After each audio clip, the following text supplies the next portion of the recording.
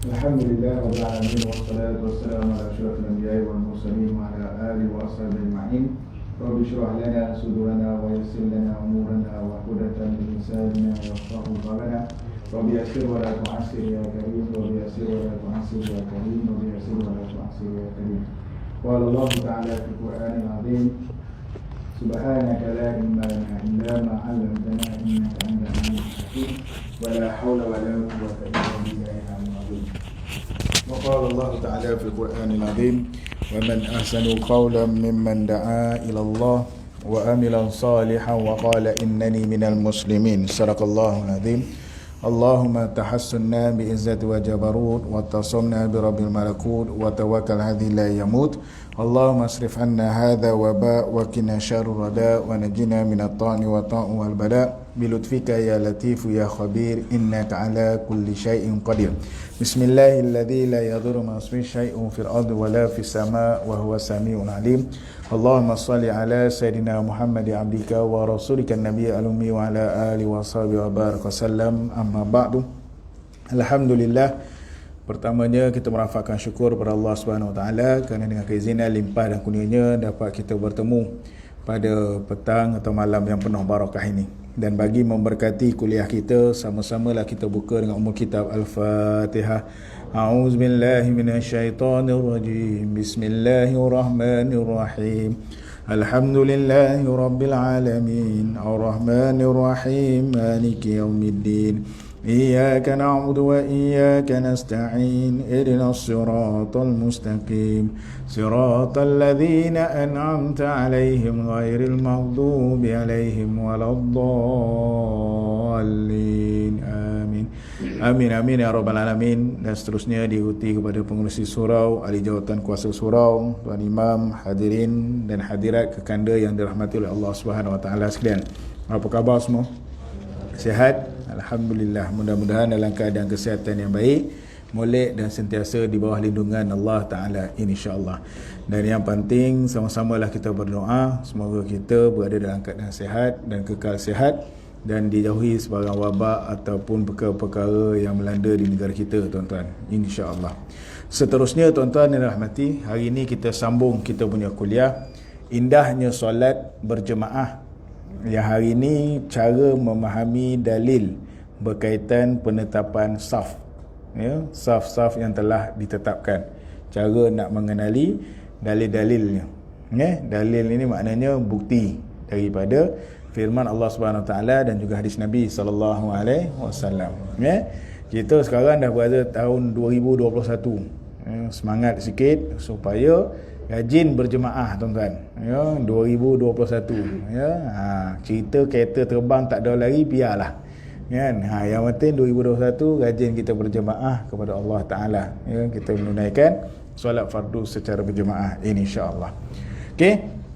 Cara memahami dalil menurut kaedah qiyas, sekiranya sebaik-baik saf bagi kaum lelaki dewasa ialah saf pertama, maka saf yang paling utama juga perlu diberikan kepada kaum perempuan dewasa. Berdasarkan hadis, sebaik-baik saf bagi mereka ialah saf terakhir. Lebih-lebih lagi mereka yang mempunyai bentuk badan yang menarik perhatian kaum lelaki, ya. Perkara ini perlu diambil perhatian agar tidak timbulnya fitnah ke atas orang lain yang datang untuk menunaikan solat berjemaah. Oleh sebab itu, tempat kanak-kanak perempuan adalah di hadapan wanita dewasa, bukan di belakang sekali sebagaimana yang disangka oleh sesetengah masyarakat. Okey. Tapi umumnya kita tahu budak perempuan jarang pergi, tuan-tuan. Ya, budak perempuan jarang pergi. Okey, dan selalunya dia orang letak sebelah-sebelah, ya kan. Tapi isunya kita kena faham sebab kita sentiasa bertutup. Maksud bertutup ni ada penghalang di antara saf lelaki dan saf perempuan, tuan-tuan. Okey. Cuma dalam surau ataupun dalam masjid, saf perempuan itu mesti terbuka sedikit tirainya. Tak boleh tutup terus. Kena buka sedikit tirainya, tuan-tuan, ya. Sebab itulah ada berlaku masjid-masjid yang baru kita tengok, dia tak ada dah dia punya tutup tirai kepada perempuan, ya. Cuma saf dia tidak ikut yang seperti mana yang kita yang disyorkan dalam fiqh, tuan-tuan. Okey. Sebab apa? Sebab budak pun tak ramai dan budak pun dia sebaris ya tuan-tuan. Tu dia punya keadaan saf. Okey. Berdasarkan hadis di atas, maka disunatkan kepada makmum lelaki yang mempunyai kebijaksanaan atau telah balik untuk berada di belakang imam. Dan kanak-kanak lelaki pula diletakkan di belakang mereka. Manakala kanak-kanak perempuan mereka diletakkan di atas saf kanak-kanak lelaki dan saf perempuan bagi memberi peluang kepada makmum perempuan dewasa untuk mendapatkan kelebihan berada di saf terakhir dan mengelakkan daripada berlakunya fitnah. Ya. Saf terakhir, bukan barisan yang terakhir. Ya, montang-montang masjid tu jauh, besar, dia lelaki duduk depan, yang perempuan tu belakang, dekat dengan pintu tu. Ya, ni saf yang telah ditetapkan lah. Ya, okey. So dia punya kedudukan tuan-tuan. Okey. Seterusnya susunan saf-saf solat berjemaah. Saf solat berjemaah mempunyai susunan tertentu berdasarkan sunnah Nabi SAW, iaitu imam tampil ke hadapan sementara makmumnya sama ada lelaki atau perempuan berada di belakang. Ni clear, settle. Ini berdasarkan perbuatan baginda SAW seperti yang diuraikan dalam hadis, kana idza qama ila salati qama ashabu khalfahu. Maksudnya apabila baginda nak menunaikan solat, para sahabat akan berdiri di belakangnya. Ya. Bila Nabi nak solat, para sahabat berdiri di belakangnya. Okey. Kita imam dah sampai dulu, kita tak sampai-sampai lagi. Itulah yang berlaku tuan-tuan. Tapi tuan-tuan janganlah kritik saya lah, ustaz kan jangan terlambat ke, kan? Okey tuan-tuan. Sebab tompek saya jauh tuan-tuan. Ya, nak bergorak sekian kan.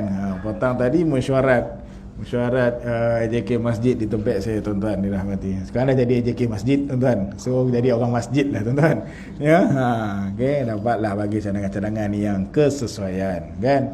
Ya, untuk masyarakatnya tuan-tuan. Ya, alhamdulillah lah. Ya, kita buat sesuatu perkara tu. Okey. Seterusnya tuan-tuan yang dirahmati, para sahabat akan berdiri di belakangnya. So itu susunan saf yang biasa kita buat dan ianya dah telah menepati pada sunnah Nabi SAW. Selain itu ada hadis yang pada mafhumnya menunjukkan susunan tersebut, iaitu innama ju'ilal imamu liyutamma bih. Bahawa Rasulullah SAW bersabda, sesungguhnya imam itu dijadikan hanya untuk diikuti. Maknanya bergerak, pergerakan imam tu untuk ikut imam punya pergerakan tuan-tuan. Okey. Sebab tu dalam bab solat kita makmum kena tahu pergerakan imam. Kena tahu pergerakan imam. Cara kita tahu pergerakan imam dengan lafaz dalalah takbir tu kan. Allahu akbar, Allahu akbar. Tu di situlah kita tahu. Bukannya kita sujud, kita skodeng dulu. Imam dah gorak belum? Tak perlu tu. Sebab tu kita zaman moden ni, kita punya mic clear, dengar sampai ke luar tuan-tuan. Okey. Al-i'timam bermaksud al-ittiba', iaitu ikutan. Dalam hadis di atas Rasulullah SAW menjelaskan bahawa peranan imam yang berada di hadapan adalah untuk diikuti. Itu imam. Diikuti oleh makmum. Okey. So, siapa layak jadi imam? Semua orang layak jadi imam tuan-tuan. Yang tak layaknya, dia tak berani. Tu je tuan-tuan. Tapi susah jugalah kalau dia kata tak berani ustaz, tak berani ustaz. Last sekali tinggal dia seorang je. So dia kena jadilah imam. Semua orang layak jadi imam tuan-tuan. Cuma bacaan-bacaan dia kena betul lah. Cuma dalam keadaan jadi imam tu, nak jadi imam-imam tertentu, mestilah ditemuduga dulu tuan-tuan. Ditemuduga dulu. Bukan apa nak kona dia punya fahaman dia tu. Nak kena kona dia punya tertib tu kan. Kalau dia punya fahaman dia tu lain macam kan. Susah juga. Okey. Seterusnya oleh itu makmum yang berada di belakang adalah mengikut segala pergerakan imamnya. Selain itu salah satu syarat sah solat berjemaah ialah makmum perlu berada di belakang. Itu syarat dia. Makmum perlu berada di belakang. Sebab tu kalau imam duduk depan, makmum tak ada kat belakang, jangan ada niat imam. Makmum tak ada niat imam. Berderau tuan-tuan.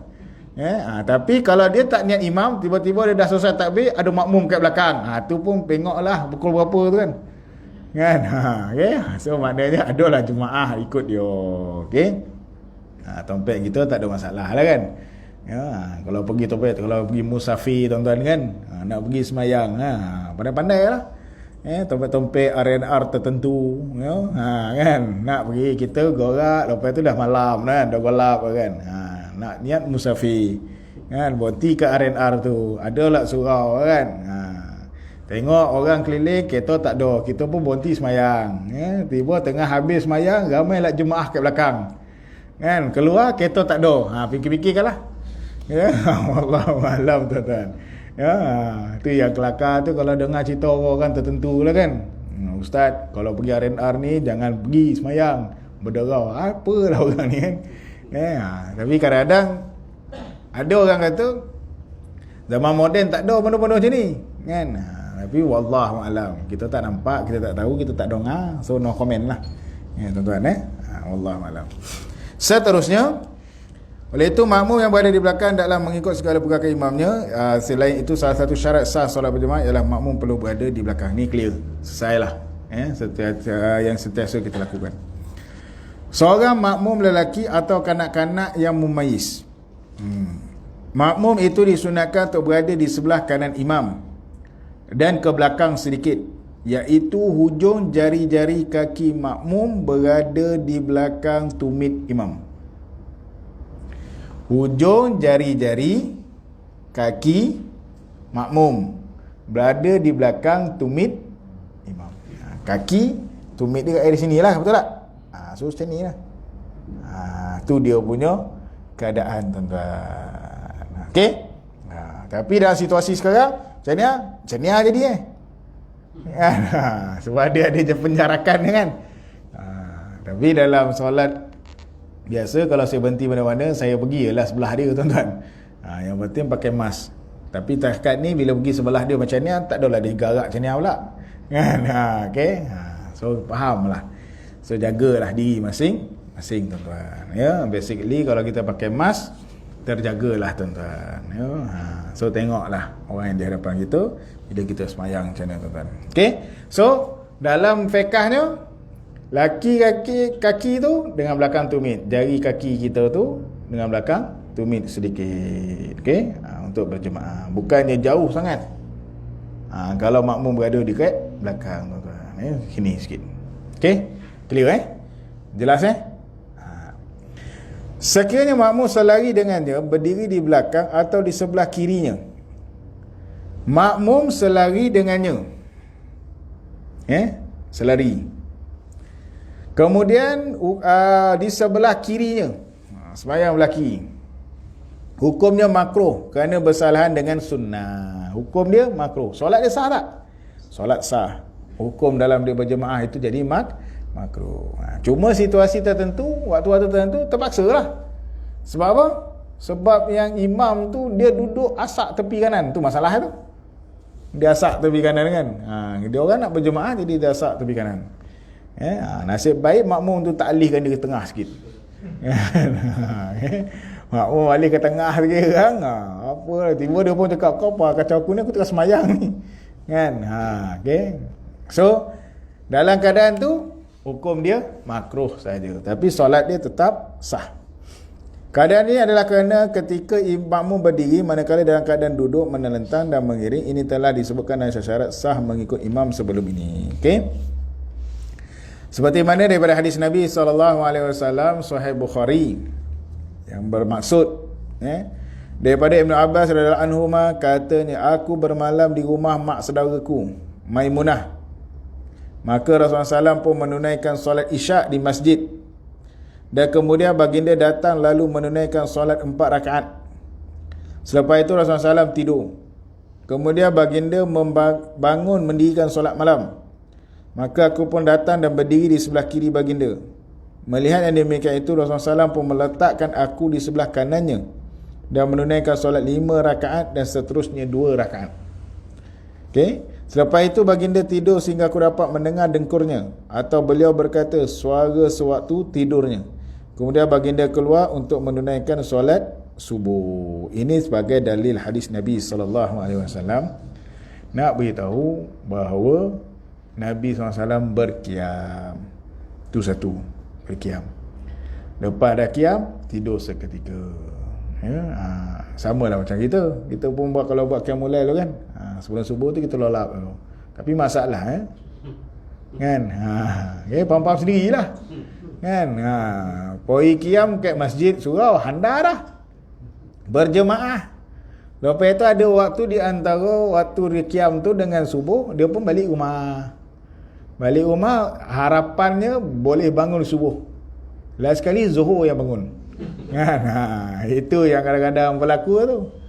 Sebab itulah kalau saya sendiri pun pergi qiyamul lail dekat masjid ke apa, mesti saya duduk kat masjid tu je.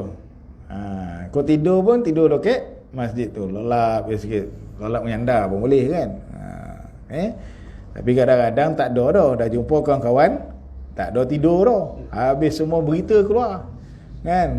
Habis berita keluar, semua cerita keluar tuan-tuan. Ya, tak ada lah kira dah. Bulan Ramadan tak Ramadan, selaku lah. Kalau nanti dah kendur sikit, sama-sama lah kita buat qiyamul lail pula tuan-tuan. Kan? Dah kendur sikit, kita buat qiyamul lail. Sebab apa? Bermunajat kepada Allah Ta'ala. Semoga wabak ni tidak kembali lagi tuan-tuan. Ya, kita wallahu a'lam tuan-tuan. Setakat ni tak kondo-kondo lagi. Kan? Budak dah mula buka sekolah dah. Kan, tawakal ala Allah, ya, bertawakal lah. Okey. Kemudian Nabi SAW nak beritahu bahawa waktunya Nabi ajar kepada Ibnu Abbas bahawa dah masuk kiri, Nabi arak kepada masuk ke kanan tuan-tuan. Itu satu. Yang kedua, Nabi bangun malam. Yang ketiga, digalakkan bangun semayang sunat, kemudian tidur sekejap, lepas tu sembahyang subuh, bangun sembahyang subuh tuan-tuan. Ya, jangan qiyamul lail semangat, subuh gajah. Tu dia kena ingat juga tuan-tuan. Okey, so kena prihatin dalam perkara demikian.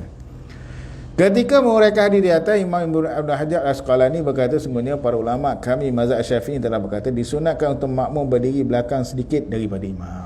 Ini disunatkan. Dalam kitab ya menyatakan bahawa makmum belakang sikit daripada imam. Benda ni saya tak perlu nak ajar, sebab dah tahu kan, dah biasa buat. Cuma nak diingatkan, selalu kita belakang jarak sikit, betul tak? Dokek lah dengan dia. Allahu Akbar. So tepuk pun tak payah, dan dia pun dah dengar. Tapi kalau kita Allahu Akbar, dia okey lah. Kalau tu Allahu Akbar, dia terkejut tuan-tuan. Kan? Apa pun dah makhluk ada kat belakang aku ni. Kan? Okay? Tu kena pandai-pandai lah cara-cara tertentu.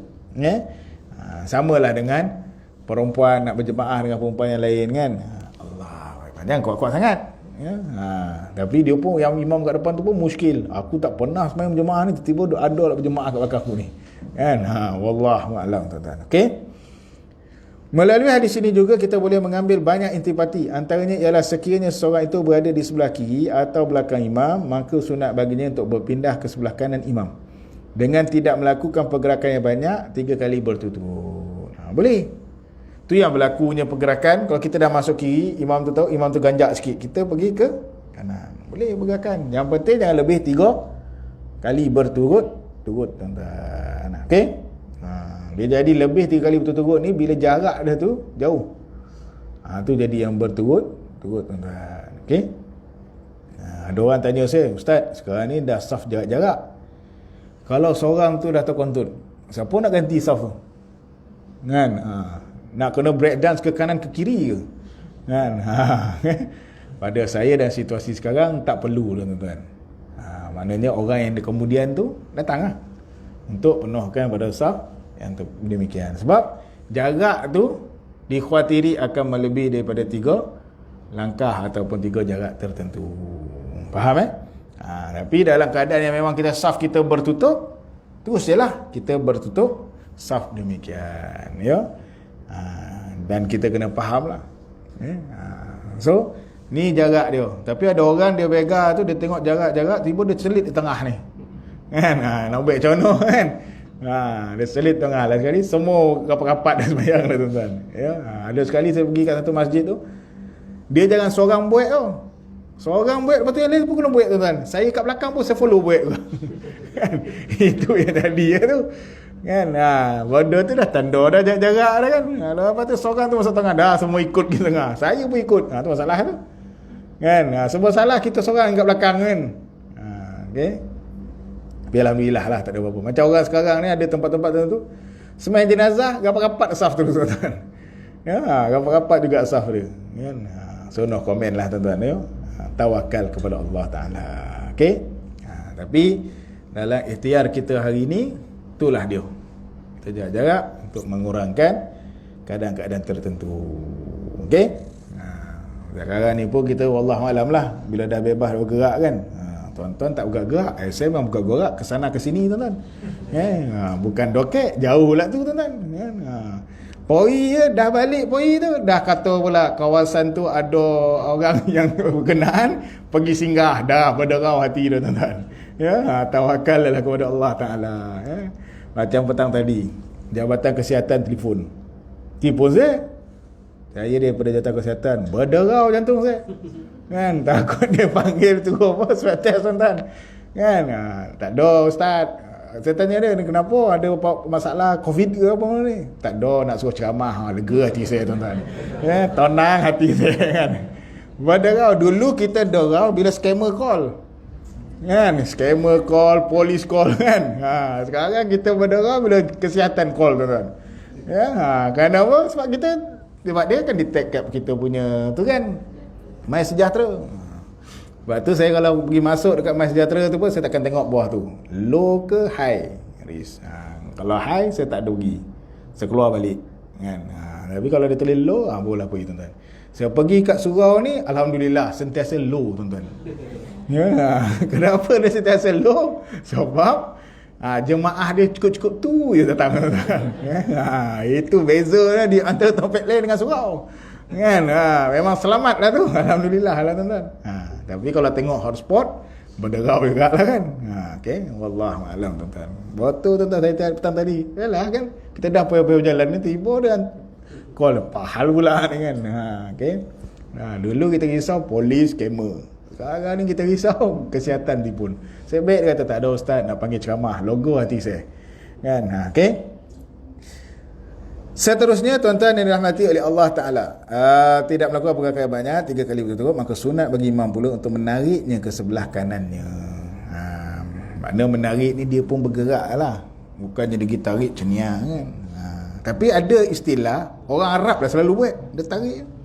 Saya pernah dulu bila semayang tengah rukuk tu, tengah rukuk jarak kan, masa tu berjarak, kita tahulah tidak nanti kita rapat lah kan, orang tengah kita tu dah batal lah, tengah rukuk tu dia tarik kita. Ya ilaha illallah, hilang khusyuk dan masa tu. Nasib baik berjemaah kan, lega lah hati kan. Dia tarik tu, nasib baik tak tersengkuh jatuh kan. Kalau tuan-tuan pergi semayang dekat Arab nanti, kalau kono tu jangan marah lah. Jangan pula paling kursi kat dia. Itu memang normal lah, dia nak saf tu jadi rapat tuan-tuan. Ya, dia nak jadi saf dia rapat tuan-tuan. Okey, tu biar memang biasa kan. Nasib baik dia kanan dia tarik ke kiri. Kalau dia pada belakang dia tarik ke depan, lagi kita pun nak pitam kan. Macam mana pula dia pusing tengah semayang kan. Okey. So dia punya keadaan.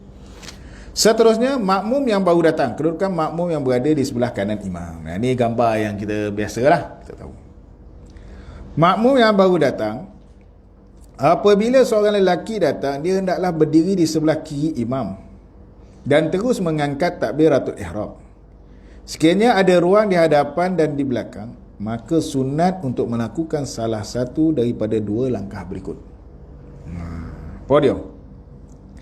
Imam langkah ke hadapan, kedua-dua makmum itu melangkah ke belakang. Cerita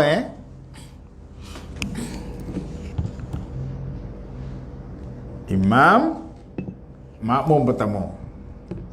Okey? Makmum kedua masuk sini. Kalau depan tu ada ruang, imam ni ke depan sedikit, makmum ni akan ke belakang sikit. Tu dia punya teori dia. Okey? Yang banyak kat kita, imam sini, makmum sini, kita tui kat sini. Betul tak? Kita pun kotok dia, dia pun ke belakang. Masuk gear reverse. Okey? Salah tak? Tak salah. Tak ada masalah pun. Cuma teori yang lebih tepat, inilah dia. Okey? Tapi ada orang yang tak reti, dia tak belajar kan. Dah masuk sini, dia kokar macam tu. Kan? Kita yang kat belakang ni pun dah tanya confuse dia. Akhirnya dah tahu orang yang terusnya, baru dia zat ke belakang ni. Okey? Faham So maknanya teorinya begitu. Makmum yang ketiga tu, makmum yang kedua lah. Okay, jemaah yang ketiga, makmum yang kedua, Allahu Akbar. Barulah imam tu gerak ke depan sikit, makmum tu pergi ke belakang. Bila ke belakang tu, rapat lah. Clear ya bang? Di kanan Ustaz, yang pertama tu di kanan. Okey. Makmum yang kedua pun duduk di kanan juga.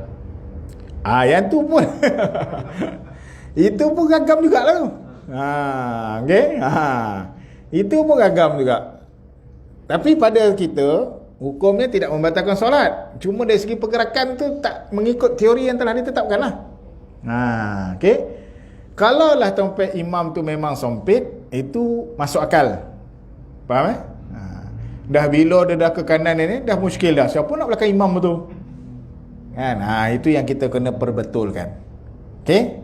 So tuan tak nafi. Benda tu memang berlaku tuan-tuan. Bila dah berlaku macam ni, terus macam ni. Yang tak tahan terus kekal macam ni tu. Kan? Tu kekal macam ni. Kalau kekal macam ni, masa tahiyat akhir tak apa. Imam tahiyat akhir. Betul tak? Ini makmum ni dia memang masmuk betul kan? Tak apa lagi. Sebab bila dah beri salam, dah belah terus imam. Kan? So dia tak ada jemaah apa pun. Dia maknanya inilah saf yang telah ditetapkan. Okey? Clear cuma bila dia masuk ni tahiyat dia masuk sini dah habis, lepas tu imam dah habis, tak payahlah ngada nak sambung pula ni sebab dah habis sembahyang kan. Cuma ikut pergerakan saf biasa saja.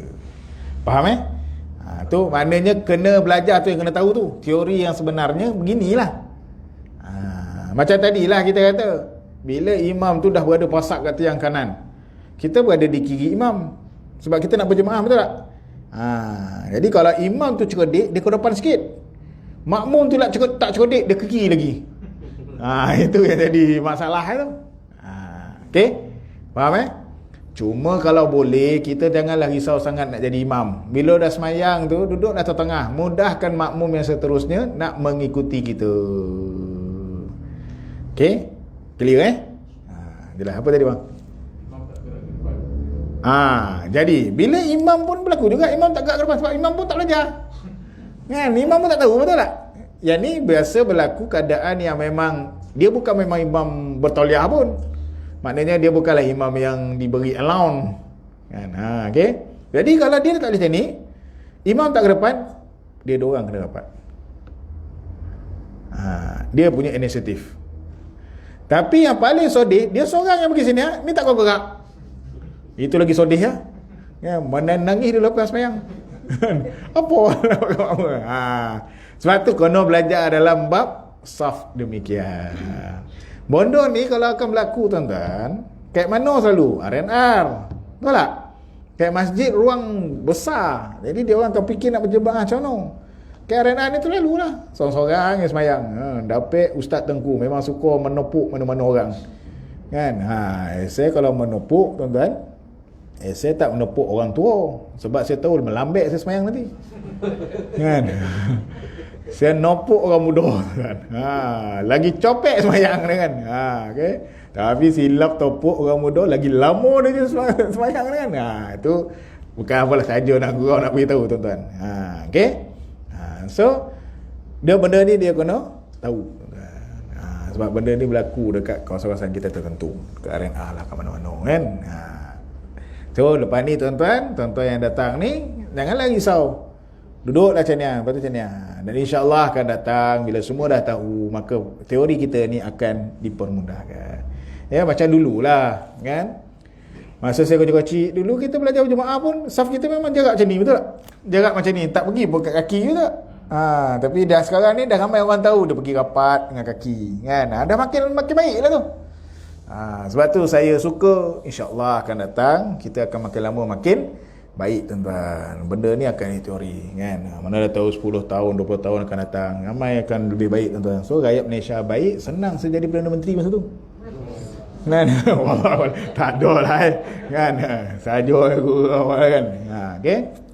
Sebab kita nak kita baik kan, masyarakat kita baik kan, orang Islam kita baik. Sebab tu kita nak jadikan orang baik, kita kena jadi baik pertama. Dan kita kena sangka baik.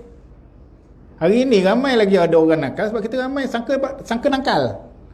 Kan, macam ni kita nak sangka baik, jangan rasa orang yang jahat tu jahat selama-lamanya.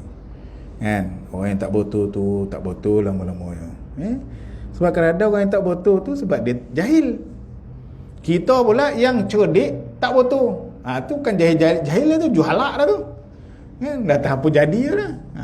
Kan. So kita kena bersangka baik, kita kena ingat baik tuan-tuan. Okey? Insya-Allah. Siap sayang.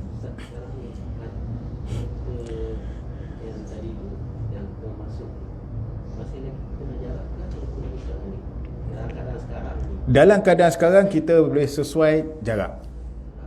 Sebab keadaan sekarang ni kita memang bersesuaian jarak sebab semua mafhum mukhalafah ni hari ni semua orang mengetahui solat adalah secara jarak. Yep. Kena situ. Itu tu. Tapi permulaan awal masa takbir tu dekatlah sedikit supaya mudah imam yang kita masuk tu mengetahui. Bolehlah kita berjarak ke belakang sikit. Faham Itu dalam situasi yang kita tidak mengenali siapa kita. Contoh macam kita kat rumah, tuan-tuan semayang jemaah keluarga jarak tu. Kan? Tak ada makna jarak tak? Parah betul. Kan? Ataupun tidur kat rumah pun dah jarak dah. Jarak 1 meter. Tak ada kan? Macam tu lah. Tapi kalau kita mengenali orang tu okey, tu cerita lain lah. Faham Dalam situasi sekarang kita betul berjarak. Sebab kita tidak mengenali siapa. Lebih-lebih lagi yang dia pula semayang tak pakai mask pula. Dia tak pakai mask kan. Sebab kita tahu dalam keadaan yang berjaga-jaga hari ini tuan-tuan. InsyaAllah akan datang akan ada keputusan-keputusan yang menambah baik kan kita punya saf ni tuan-tuan. Doakanlah. InsyaAllah tuan-tuan. Okey? Jelas clear macam kita pun di Negeri Sembilan pun dah lega dah. Satu daerah yang PKPB kan. Daerah lain semua dah PKPP kan. So, alhamdulillah lah kita daerah kita yang PKPB. Tu yang kita sedih tu. Bila lah nak selesai kan. Tapi dah pergi kepada 2 angka kat negeri kita ni pun dah alhamdulillah lah. 2 angka. Tapi itulah dah pergi ke Cameron, dah pergi ke Terengganu. Kan tak tahulah kan. Wallahualam tuan-tuan. Okey. Makmum yang baru datang. Okey, so itu dia punya keadaan langkah dia. Jelas Clear Namun kedua-dua makmum lebih afdal untuk berundur ke belakang. Setelah itu barulah kedua-duanya merapatkan kedudukan mereka untuk membina satu saf. Perlu diingatkan juga bahawa pergerakan imam atau makmum dalam keadaan ini hanya disunat dilakukan setelah lelaki yang baru datang itu mengangkat takbiratul ihram. Sunat selepas dia melakukan takbiratul ihram. Ni yang kita kena tambah baik ni. Sebab selalu kita akan buat tepuk dia pergi belakang tak? Ya tak tahan, tepuk dia ke belakang, tunggu dia ke belakang dulu baru kita takbiratul ihram. Kan? Kita kalau boleh takbiratul ihram semua, lepas tu bergerak. Yang ni lebih afdal. Jelas Clear Okay. Pergerakan makmum berundur ke belakang atau imam bergerak ke hadapan boleh dilakukan sama ada ketika masih berdiri atau rukuk.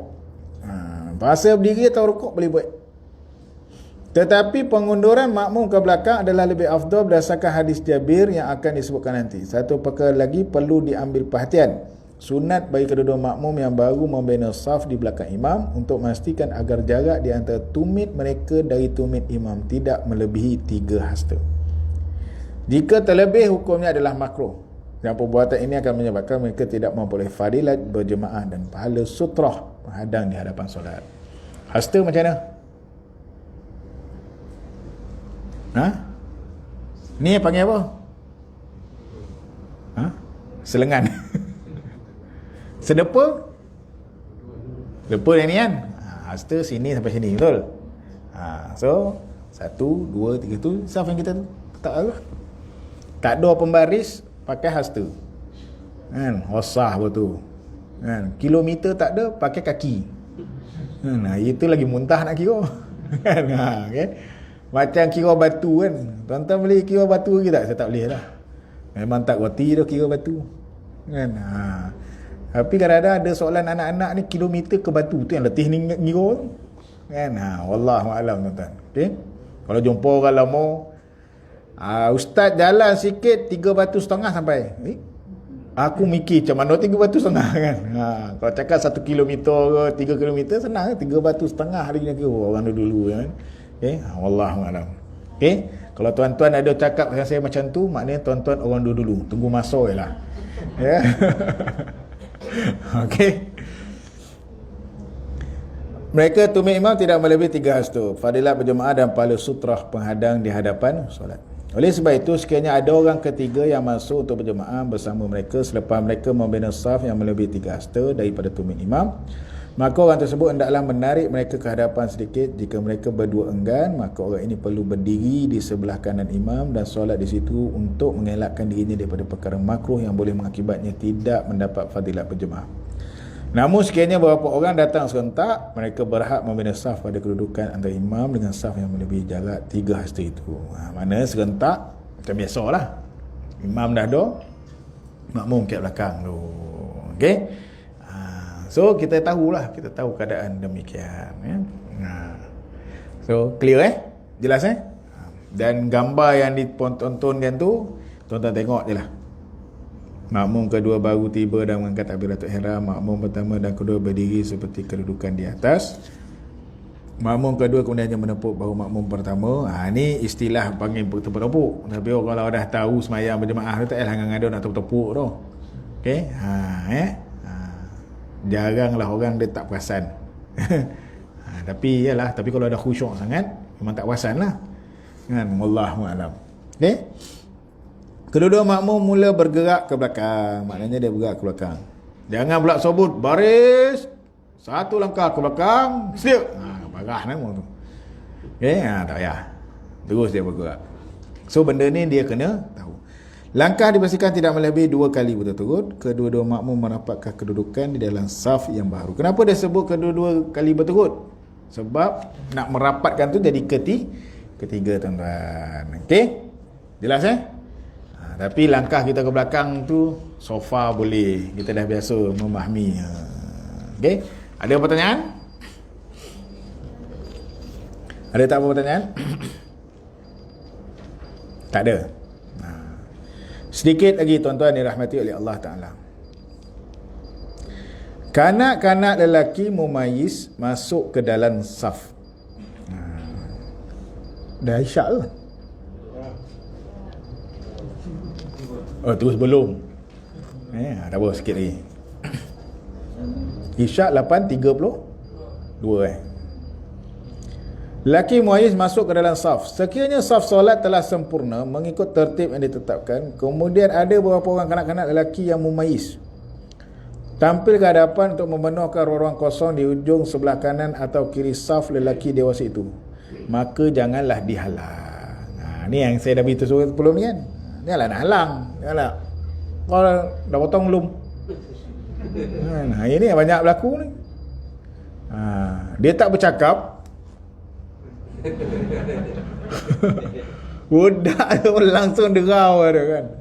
Yalah. Tiba budak tu cakap sel lahir dah potong dah. Baru tahu kan. Kalau sekarang kan ada kan budak pun lahir terus dikhatankan tuan-tuan. Jika datang pula seorang lelaki dewasa atau lebih tu untuk turut serta berjemaah selepas itu, mereka hendaklah memenuhkan mana-mana ruang kosong pada saf lelaki dewasa yang telah disambung oleh kanak-kanak lelaki mumayyiz tadi terlebih dahulu. Maksudnya masuk saf, dah ujung kiri kanan tu dah ada. Kalau ada kosong situ, penuhkan dulu saf yang di tengah-tengah tu. Okey. Sekiranya mereka tidak mendapati ruang, maka mereka boleh masuk ke dalam saf kanak-kanak lelaki mumayyiz di belakang pula. Mereka tidak harus menolak kanak-kanak lelaki yang berada dalam saf terakhir lelaki dewasa itu ke belakang untuk mereka mengambil alih tempatnya. Jangan ada. Budak tu dah poi kan. Benda ni banyak berlaku bila nak mula solat. Masa time tengah solat tak ada berlakon dah. Kan? Budak tu tompik kan balik orang tua ni, dia tengah semayang kau kacau den kenapa? Kan? Betul tak? Tengah semayang. Ni yang banyak berlaku budak tu dah kan. Biar jelah. Yang penting dia berada di hujung, tuan-tuan. Faham kalau dia berada di tengah boleh kita perbetulkan. Sebab istilah putus saf ni hal isu kan. Boleh kita betul kau duduk kat hujung. Kita dah memang datang lambat. Budak tu tengok awal tengok dah tak ada orang dah. Betul tak? Dia pun pergilah duduk kat hujung. Daripada dia seorang-seorang kat tengah belakang tu, dia pergi duduk kat hujung. Kita pula baru sampai. Kakak apa? Sebelah budak tu bapak dia. Kau tahu den siapa? Bapak dia kau tahu den siapa? Tak tahu. Den pengerusi sini. Kau halau anak den. Dah jadi gaduh dah tuan-tuan kan. Dia maksudnya kita kena bila berilmu gaduh tak? Tak gaduh tuan-tuan. Okey, contoh sekarang. Orang buat kereta. Accident. Dulu bila accident bergaduh. Faham tak? Dulu orang bergaduh, accident gaduh. Ngomong. Zaman sekarang bila tengok accident diam semua. Ambil gambar. Sebab apa ambil gambar? Sebab orang dah tahu undang-undangnya bila accident pergi report polis, claim insurans. Dulu bergaduh nak tengok siapa yang bersalah. Betul tak? Gaduh. Sekarang ni orang dah tahu lah. Kau kata kau tak bersalah pun, polis pandai buat tindakan dia. Dia tahu dah kau memang bersalah kan. Sebab dia. Sebab tu orang sekarang bila tengok accident dia tak ada apa-apa dah. Dia ambil gambar, dia risau macam mana nak pergi apa polis. Itu je lah. Tak adalah ada rasa tu. Sebab dah ilmu tu dah ada kat orang kita. Sebab dulu siapa yang salah kan. Sebab tu kita bila dalam hukum fiqh ni, dalam bab agama ni, ibadah, ada ilmu senang. Ni kadang-kadang tak ada ilmu tu lah yang jadi kita bergolak kali kan, berbalah kan tuan-tuan. Ya. Contoh macam hari ni saya bincang balik dengan sahabat tentang tarawih 10 kan. Buka balik Imam Masjidain, dua masjid, Masjidil Haram dengan Masjid Nabawi kan buat 10 rakaat itu sembahyang tarawih dia kan masa puasa itu 10 rakaat. Ada dia punya dalilnya. Tengok balik daripada Ibn bin Bas. Ni banyak yang pandangan tertentu pegang bin Bas ni. Bin Bas kata hukum dia sunat. Nabi melakukan sembahyang tarawih 10 dengan 3. Lepas tu saya pergi tengok balik fatwa negeri Perlis tu. Ada. Sembahyang tarawih boleh buat 8, boleh buat 10, boleh buat 20. Kita lah kat sini yang dah biasa buat 10 nak ubah jadi 8. Surau ni kau? Tak kan? Tempat lain tuan-tuan. Ya? Tak nak pula dia biasa 10 pergi 20. Kan? Jadi bila benda sebab saja bincang-bincang dengan kawan sebab lagi 99 hari puasa tuan-tuan. Kita tak nak puasa kita jadi imam kat rumah. Biarlah kita puasa kita sembahyang tarawih kat surau ke masjid. Betul tak? 99 hari lagi cukup lah tahun lepas semua orang jadi khatib. Tahun ni biarlah orang-orang kita jadi imam yang betul jadi khatib kan. Tahun lepas semua orang jadi khatib. Betul tak? Khatib kaya kan? Semua jadi khatib. Saya kat rumah mentua saya lagi relax. Abang saya dengan abang ipar tu, abang imam saya khatib. Saya dalam hati semoga bapak mentua saya kata tak payah. Betul doa saya makbul. Habis mayang gayo, ya nak khutbah tak? Tak payah dah. Terus je. Ontak la ilaha illallah, la ilaha illallah. Logo hati saya. Kan tak payah nak mengado nak cari tiang buayan. Kan tiang buayan nak tu.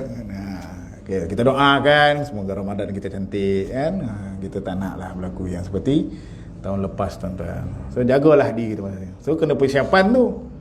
Sebab kalau jarak ni tak selesai lagi, orang nak sembahyang tarawih, tuan-tuan kenalah fikirkan macam mana nak membesarkan ruang. Sekarang ni tengah musim sejuk ni kan. Sekarang ni tengah musim sejuk, jangan risaulah. Kita akan berada seperti London bulan Februari ni. Kita akan jadi seperti London bulan Februari ni tuan-tuan. Sekarang ni pun dah sejuk dah kan. Okay. Tuan-tuan jagalah diri masing-masing, insya-Allah tuan-tuan. Okey? Doalah. Dan yang terakhir tuan-tuan, sebab kanak-kanak lelaki maya di belakang pula, mereka tidak harus menolak lelaki itu. Kanak-kanak lelaki juga sama jantina dengan mereka. Kanak-kanak lebih berhak berada di situ berbanding mereka yang lewat kerana kanak-kanak datang lebih awal, sedangkan mereka pula telah cuai dalam menjaga waktu solat.